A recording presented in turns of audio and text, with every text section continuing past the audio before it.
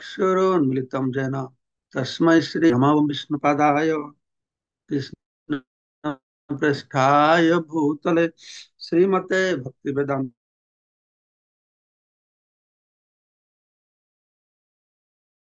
गौरवाणी प्रचारिणे निर्शून्यवादी पाश्चात्योद्धारिणे वाञ्छाकल्पतरुभ्यश्च कृपा सिन्धुभ्यश्च पतितानां पावनेभ्यो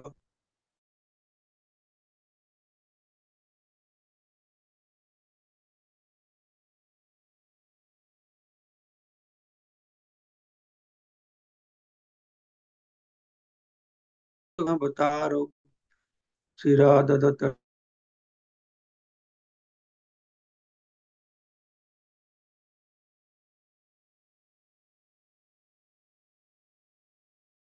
गौरकृष्णजनभ्यो तमहं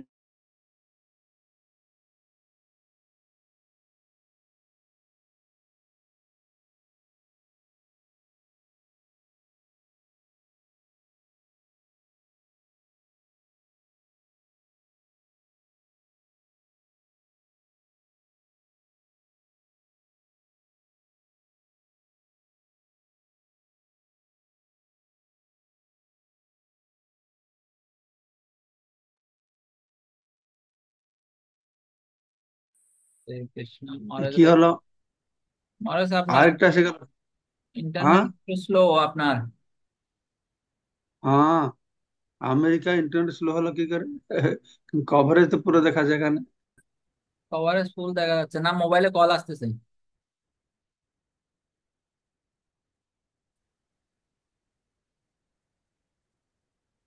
হ্যাঁ মোবাইল থেকে বলবো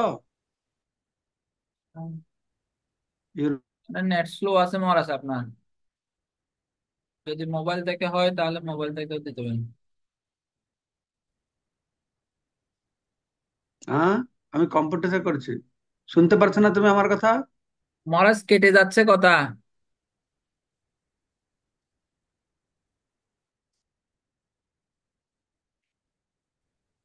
এখন শুনতে পারছো শুনতে পাচ্ছি মহারাজ, কিন্তু খুব স্লো, আপনার নেট খুব স্লো দেখাচ্ছে। তাহলে আমার তো কিছু করার নেই আর কি সলিউশন কি আছে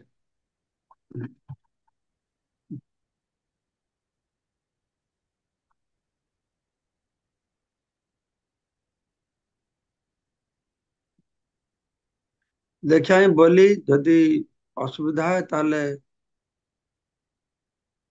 ক্লাস ক্যামেরা বন্ধ থাকলে মহারাজ শোনা যাচ্ছে।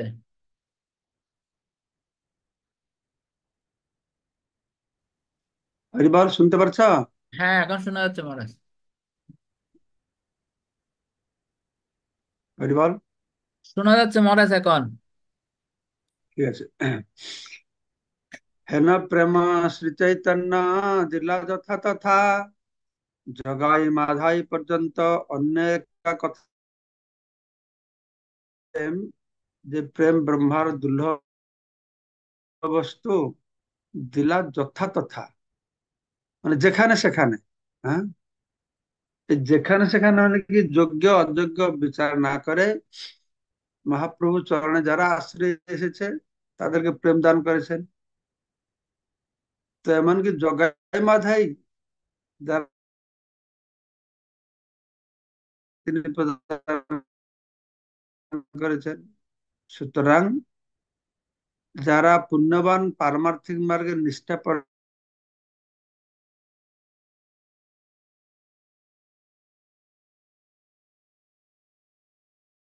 শ্লোকটা হয়েছিল না হয় না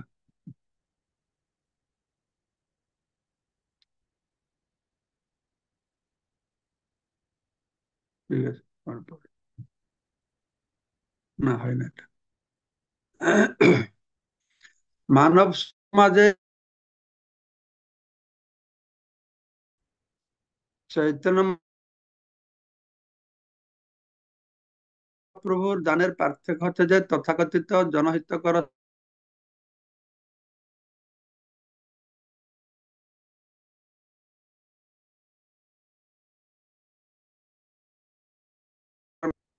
যার সর্বশ্রেষ্ঠ সুযোগ প্রদান করেছে।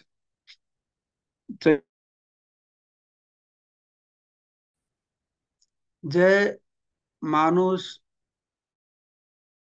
এই দৈহিক শুধু তাই নয়, স্বর্গে যাওয়া তুচ্ছ, মুক্তিও তুচ্ছ, তো তিনি কি দিয়েছেন না পঞ্চ পুরুষার্থ প্রেম, ভগবত প্রেম দেওয়ার জন্য এসেছে। সেটা আছে মহাবদান্যতা।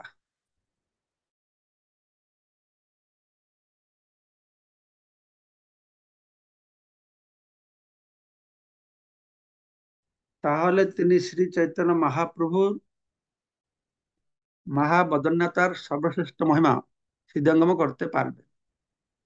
সেই জন্যই কবিরাজ গোস্বামী বলেছেন, শ্রীকৃষ্ণ চৈতন্য দয়া করহ বিচার, বিচার করিলে চিত্তে পাবে চমৎকার। তিনি চৈতন্য মহাপ্রভু দয়া করে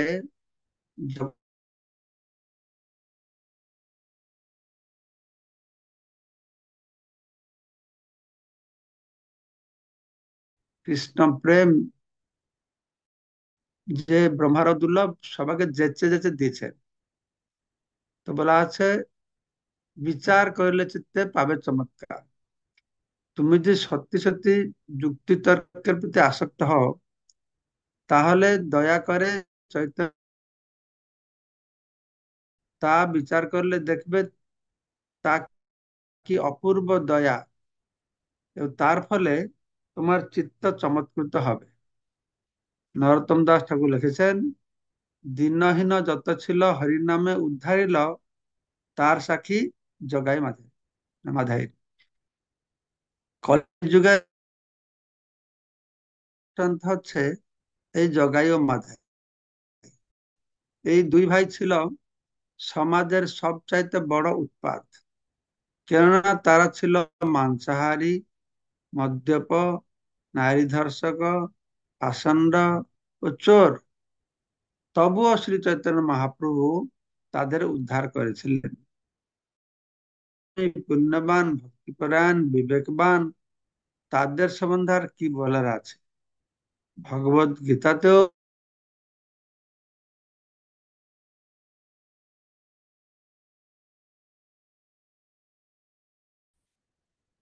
ব্রহ্ম ব্রাহ্মণোচিত গুণসম্পন্ন ভক্ত রাজর্ষিরা যখন শুদ্ধ ভক্তের সান্নিধ্যে আসার ফলে কৃষ্ণ ভাবানুমূর্তি অবলম্বন করেন, তখন তারা ভগবত ধামে ভগবান কাছে ফিরে যাওয়ার যোগ্যতা অর্জন করে। তাই বলা আছে রাজর্ষি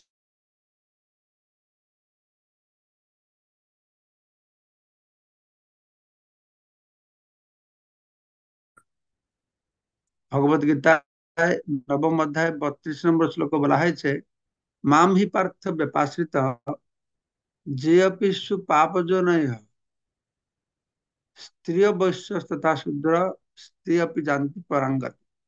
হে পার্থ, পাপের ফলে বৈশ্য এমনকি শূদ্র যদি আমার সাথে, তারাও পরাগতি প্রাপ্ত হবে। নিচকুল স্ত্রী, বৈশ্য, শূদ্র এগুলি এমনি তো তথাকথিত, এটা তো জীবের আসল পরিচয় নয়। তাই যখন কাউকে নিচু কুলে জন্ম দেখা যায়, বৈশ্য শূদ্র,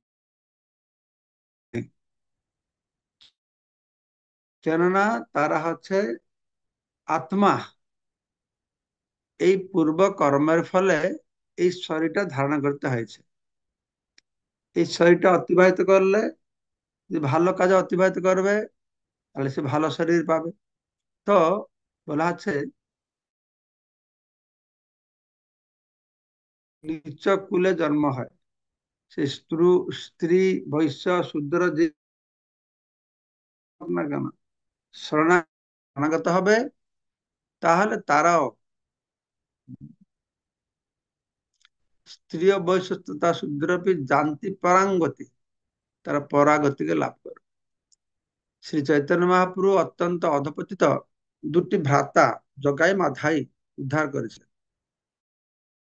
মোহনগড়ের ছেলে দুষ্ট সঙ্গে এসে এরা কুকার্যে ব্রতী হলো। জগদানন্দ আর জগদানন্দ মাধবানন্দ এরকম কিছু একটা। তো কিন্তু প্রভুপাদ বলছেন যে চৈতন্য মহাপ্রভু এই দুই ভাইকে উদ্ধার করেছিলেন, কিন্তু আজকের পৃথিবীতে অসংখ্য জগাই মাধাইতে পূর্ণ। আজকে পৃথিবী প্রায় জগাই মাধাই সবাই। পক্ষান্তরে বলা যায় যে এই জুয়াড়ি মদ্যপ তস্করাদি দুরাত্মায় পরিপূর্ণ যারা সমাজে নানা রকম উৎপাতের সৃষ্টি করে, উম, তো বর্তমান সমাজ পরিপূর্ণ জগাই মাধাইতে। কেননা জগাই মাঝের যে কার্যকলাপ ছিল, যে গুণাবলী ছিল, আজকের সমাজ অধিকাংশ মানুষ এই কার্যকলাপ, এইরকম মনোভাব, নারী ধর্ষণ, কোনো না কোনো কর্মে মানুষ যুক্ত আছে। তো এই ধরনের মানুষদের কার্যকলাপ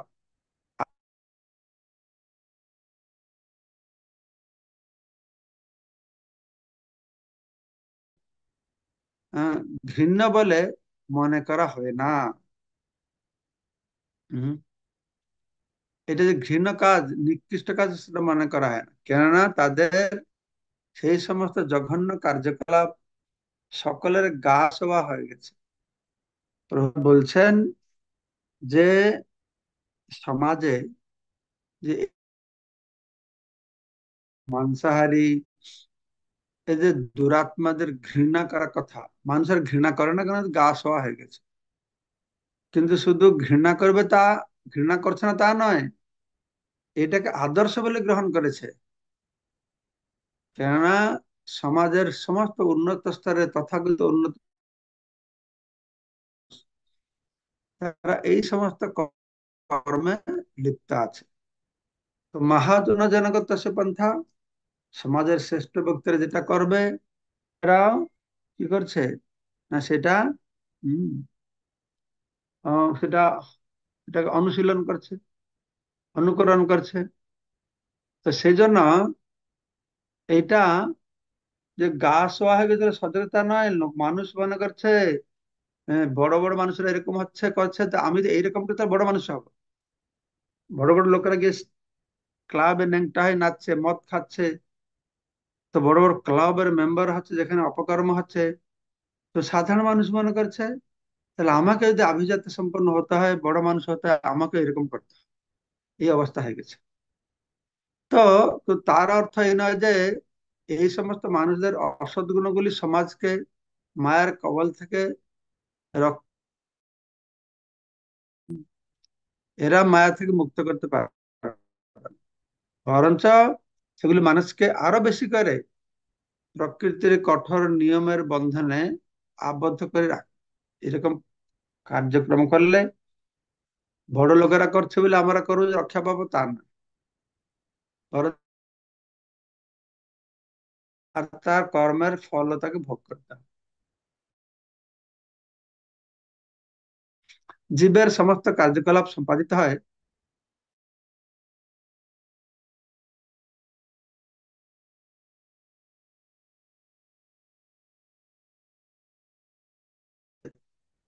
তার সেই গুণ অনুসারে, সেই কর্ম করে থাকে।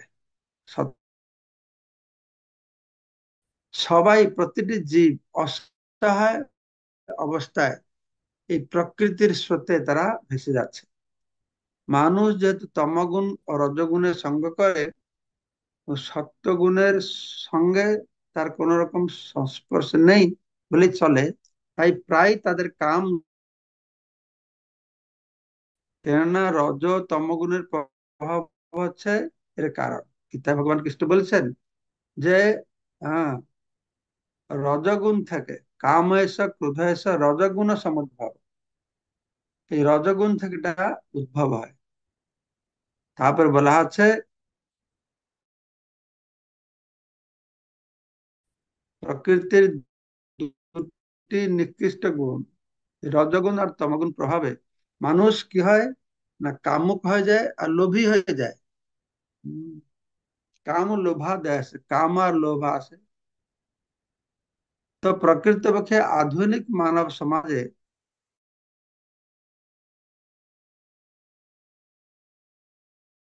প্রভুর সংকীর্তন আন্দোলন, যা জগাই মাধাইয়ের মতো সমস্ত মানুষকে সত্যগুণের সর্বোচ্চ শিখরে বা ব্রহ্মণ্য সংস্কৃতির স্তরে উন্নীত করতে পারে, যত বড় পতিত হোক না কেন। সেজন্য ভাগবত প্রথম স্কন্ধ 2য় অধ্যায়, নষ্ট প্রায়শ অভদ্রেষু নিত্যং ভগবত সেবয়া ভগবতী উত্তম শ্লোকের নৈষ্ঠিকী তদা রাজস্তম হবা কামলোভাদেশে চেতयते अनाविधम स्थितं सत्य प्रसिद्धति। নষ্ট প্রায়শ অভদ্রেষু, অভদ্র সমস্ত প্রকারের অনর্থ মহিলাগুলি নষ্ট হয়ে যাবে কিছুতে না ভাগবত সেবে। সে ব্যক্তি ভাগবত আর গ্রন্থ ভাগবত, ব্যক্তি ভাগবত শ্রবণ করবে, গ্রন্থ ভাগবত শ্রবণ করবে ব্যক্তি ভাগবত থেকে। তো ভাগবত সেবা মানে ভাগবত কথা শ্রবণ করা। এই এই অভদ্রগুলি প্রায় নষ্ট হয়ে যাবে। হ্যাঁ, ভগবত উত্তম শ্লোকে ভক্তির ভবতী নৈষ্ঠিক। তো সেই ভগবান কথা শ্রবণ করলে কি হবে, ভগবত ভক্তি নৈষ্ঠিক ভক্তি হবে। নৈষ্ঠিক ভক্তি হলে কি হবে, সদা রাজস্থানাবিদম সত্য প্রসিদ্ধতি, মানে তখন রজগুণ তমগুণ দ্বারা প্রভাবিত, তমগুণ থেকে উদ্ভূত কাম এবং লোভ ইত্যাদি দ্বারা প্রভাবিত আর হবে না। সে তো এদের অনাবিধম, এগুলো আর বিধ করবে না। তখন সে সত্য স্তরে প্রতিষ্ঠিত হবে। রজগুণ তমগুণকে উত্তীর্ণ করে সত্যগুণে প্রতিষ্ঠিত হবে। প্রসিদ্ধতি, খুব প্রসন্ন হবে। তো প্রভুপাদ বলছেন, মানব সমাজের এই সংকটজনক অবস্থা বিবেচনা করে কেউ যদি সত্যি সত্যি শান্তি ও সমৃদ্ধি সমৃদ্ধি আশা করেন,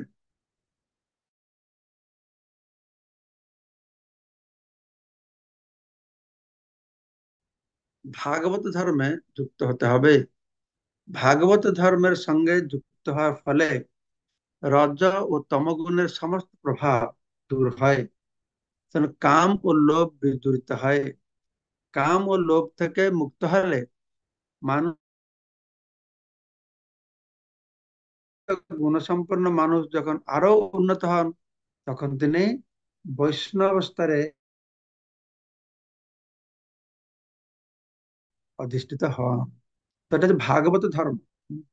এই ভাগবত ধর্ম হচ্ছে কি না, ভগবানের ভক্ত হয় তার যে ধর্ম পালন করে।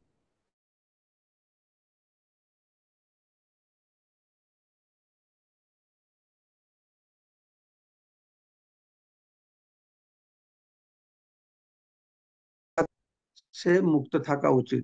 কামলোভ বিদূরিত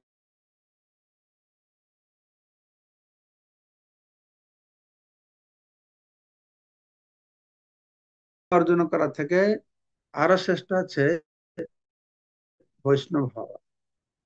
তো এই বৈষ্ণব স্তরেই কেবল সুপ্ত ভগবত প্রেম উদয় করা সম্ভব। যখন তা হয় তখন তার জীবন সার্থক হয়ে যায়। ঠিক আছে।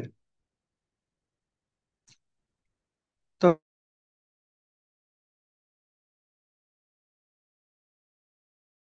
প্রাধান্য, সত্যগুণ রজগুণ গুণ, তো তমগুণটা বেশি।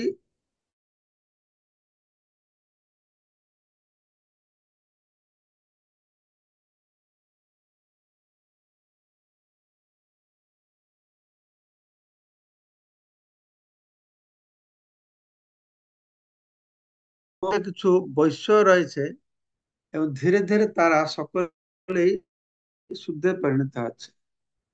সারা জগৎ শূদ্র হয়েছে, যদি বা কেউ বৈশ্য আছে, তারাও আস্তে আস্তে তাদের মনোভাবগুলি এই শূদ্রতে পরিণত হচ্ছে। ঠিক আছে। তো সাম্যবাদ বা কমিউনিজম হচ্ছে এই আন্দোলন, আর পুঞ্জিবাদ ক্যাপিটালিজম হচ্ছে বৈশ্যদের জন্য। শূদ্র ও বৈশ্যদের এই সংগ্রামে সমাজের অত্যন্ত জঘন্য অবস্থার প্রভাবে সাম্যবাদের প্রভাব বিস্তার হতে থাকবে।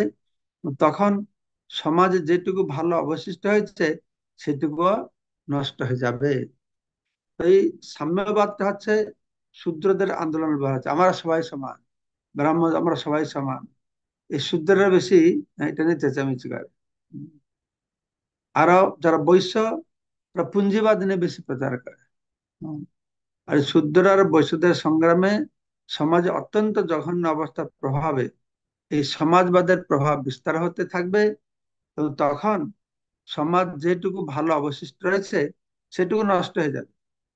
প্রভুপাদ সতর্কবাণী দিয়ে দিচ্ছেন।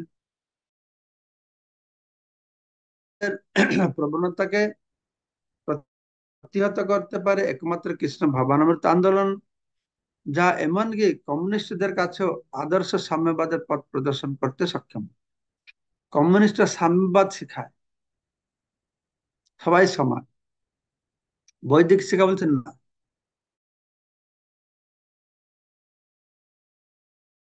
কেউ বৈশ্য কেউ শূদ্র, ব্রাহ্মণ আছে, তাদের সাধন ভজন অনুসারে তারা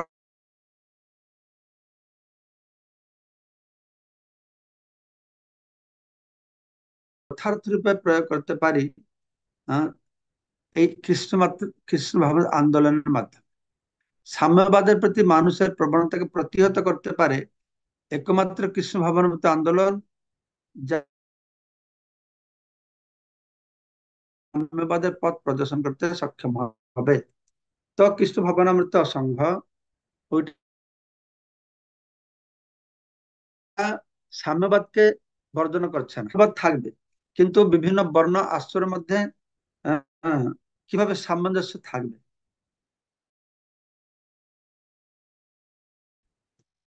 তো সাম্যবাদের দর্শন অনুসারে রাষ্ট্র, রাশিয়া, চায়না, তারা মানুষদেরকে ধনতি দেয় না, সরকারের হাতে সব রেখে তারা কন্ট্রোল করবে সবাইকে। তারা কেউ রেশন দিয়ে ভাগ ভাগ করে খাওয়াবে, এই একটা ধারণা ওদের আছে। ঠিক আছে। তো তারা বলে যে এই সব হচ্ছে রাষ্ট্রের সম্পত্তি, মানুষের সম্পত্তি নয়, রাষ্ট্রের সম্পত্তি খাবে। কিন্তু কৃষ্ণ ভাবনতা আন্দোলনে সেই ধারণাটিকে আরো বিস্তৃতভাবে প্রয়োগ করে ভগবানকে সবকিছুর মালিক বলে গ্রহণ করা হয়েছে। সাম্যবাদীরা তাদের সাম্যবাদকে এটা রাষ্ট্রভিত্তিক করেছে, কৃষ্ণ ভাবনামৃত আন্দোলন সেই সাম্যবাদ করেছে তার থেকে আরো বড় পরিসীমা নিয়ে।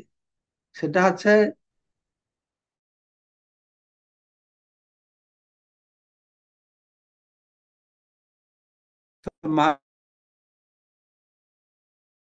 মানুষ সে কথা বুঝতে পারে না, কেননা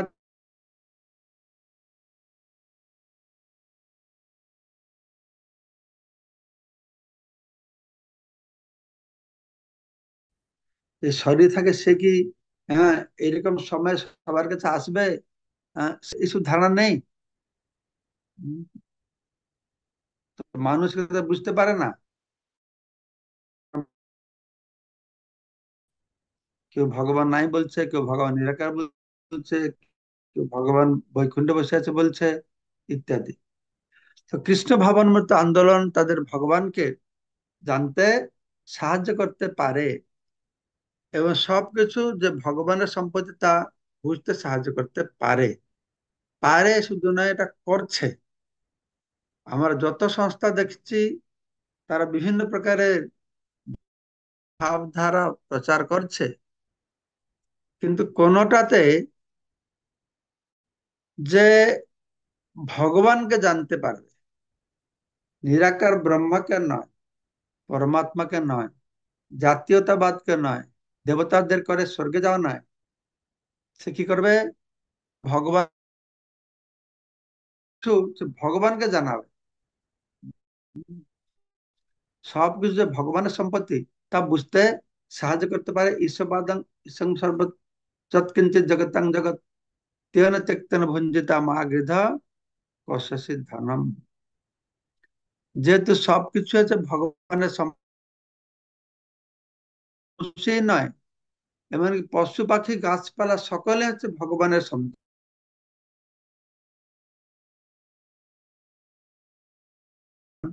তাই সকলেরই ভগবত ভাবনাময় হয়ে ভগবানের, এটি হচ্ছে কৃষ্ণ ভাবনামৃত আন্দোলন। ওকে, কালকে আমরা 21 নম্বর শ্লোক পাঠ করে শ্রবণ করব। স্বতন্ত্র ঈশ্বর প্রেম নিগুড় ভান্ডার, বিলাইল যারে তারে না কইল বিচার, বদন বলিয়া সবে বল হরি হরি।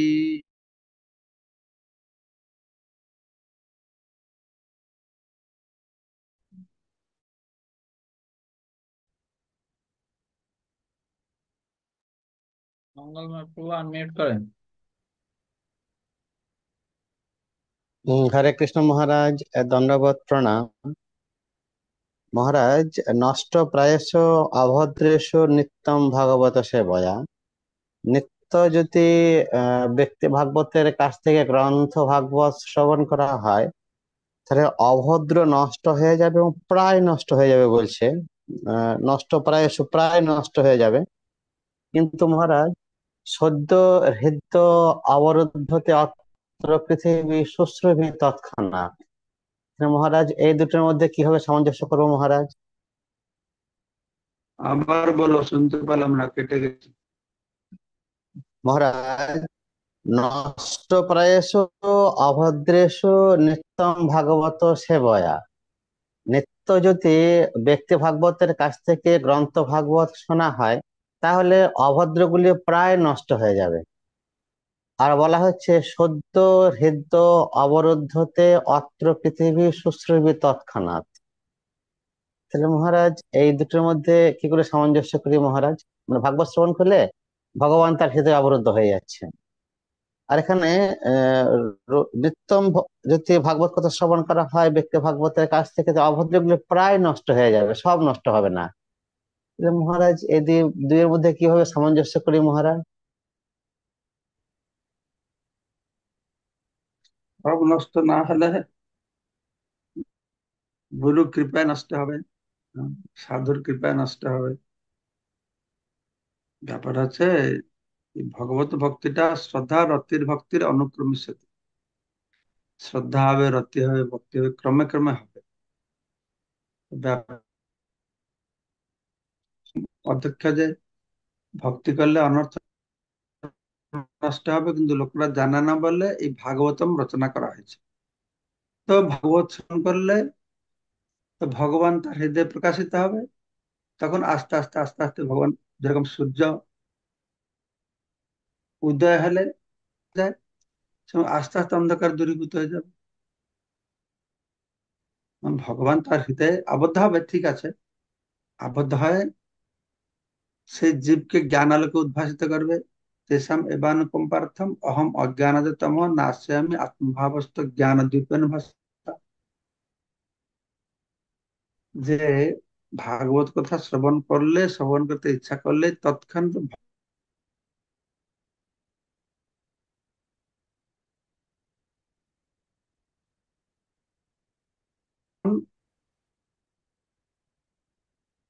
ভদ্রেশ নিত্যং ভাগবত সেবা, এভাবে প্রতিদিন ভাগবত শ্রবণ করতে করতে এই অভদ্র বা অনর্থগুলি দূরীভূত হয়ে যাবে। আর যে প্রশ্ন আছে প্রায় দূরীভূত হয়ে যাবে, তা আমি শুনেছি ভাগবত শ্রবণ করলে প্রায় হবে, আর একটু যেটা বাকি থাকবে এটা গুরু কৃপা, তাহলে কেউ সাধুগুরু বৈষ্ণবের কাছে যাবেন। সেই জন্য এখানে ভগবান যেখানে বলেছে ভাগবত শুনলে হৃদয়ে ভগবান অবরুদ্ধ হবে, সেখানে বোঝাচ্ছে শুদ্ধ ভক্তের কাছ থেকে সেরকম শুদ্ধ মন দিয়ে আমরা শ্রবণ করতে হবে। শুদ্ধ রুদ্ধ অবুদ্ধ কুতুবি শুশ্রূষবি শ্রবণ কর। আরো কোথাও কোথাও বলে যে শ্রদ্ধা সঙ্গে শ্রবণ দূরে থাকুক, ভাগবত শুনতে বসে ইচ্ছা করলেই ভগবান হৃদয়ে অবস্থিত হয়ে যায়। ভাগবতের মহিমাটা বর্ণনা করা আছে আর কি। আরো কে প্রশ্ন করবে? আমি দেখতে পারছি না। হরে কৃষ্ণ, প্রণাম মহারাজ, ধন্যবাদ। মহারাজ আজকে আর প্রশ্ন নেই।